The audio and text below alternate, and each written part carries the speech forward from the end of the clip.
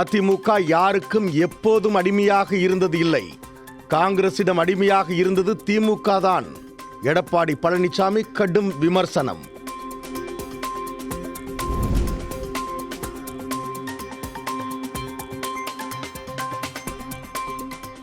எந்த ஷா வந்தால் என்ன, எத்தனை திட்டம் போட்டால் என்ன, டெல்லி பாதுஷா என்ற நினைப்போடு தமிழகத்துக்கு வர நினைத்தால் ஒவ்வொரு ஓட்டுச்சாவடியிலும் எங்களது கருப்பு சிவப்பு படை உங்களுக்கு தக்க பாடம் புகட்டும்.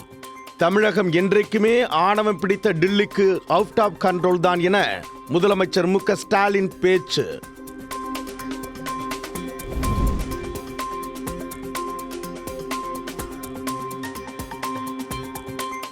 எடப்பாடி பழனிசாமியின் பயத்தை போக்க போடப்பட்ட மேக்கப் தான் பொதுக்குழு.